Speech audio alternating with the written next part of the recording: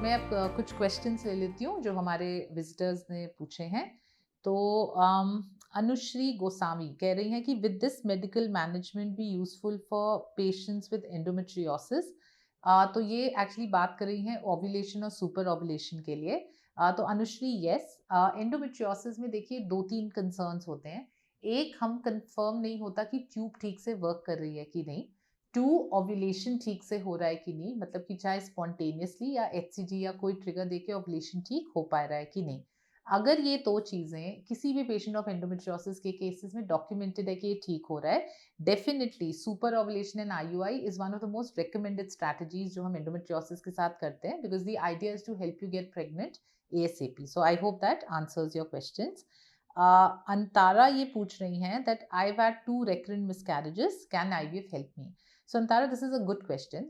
See, पहली चीज हमको ये समझना है कि IVF एक तो probability of success in a subfertile patient increase करता है। दूसरा, एक इनडायरेक्ट एडवांटेज IVF का जरूर ये है कि क्योंकि हम मल्टीपल एग्स निकाल के एम्ब्रियो बना के एक काइंड ऑफ एम्ब्रियो सिलेक्शन करते हैं इन द लैब एंड अपनी तरफ से देख के बेस्ट एम्ब्रियोज को ट्रांसफर करते हैं।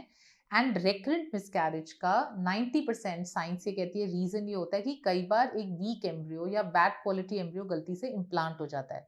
तो इसलिए आईवीएफ का ये डेफिनेटली एक इनडायरेक्ट एडवांटेज है कि आप कहीं ना कहीं एक एम्ब्रियो सॉर्टिंग प्री कंसेप्शन कर रहे हो जो एक नॉर्मल कंसेप्शन में बिल्कुल पॉसिबल नहीं है।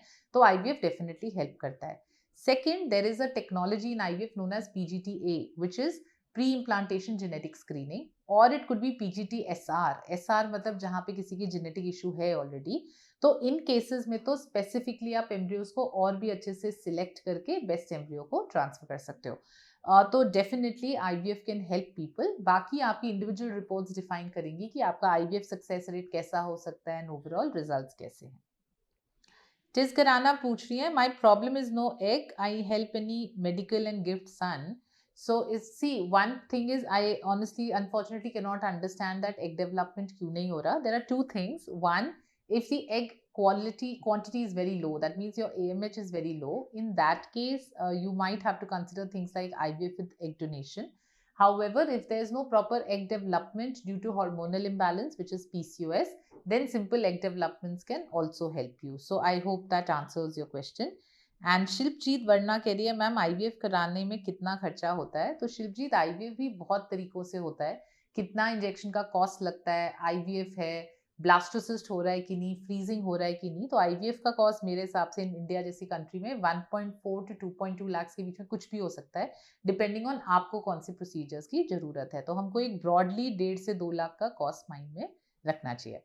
ठीक है, thank you so much for your patient hearing. आपके भी कोई भी क्वेश्चंस हैं तो प्लीज कमेंट सेक्शन में आप अपने क्वेश्चंस छोड़ें। I will try and get back to you as soon as possible. Thank you.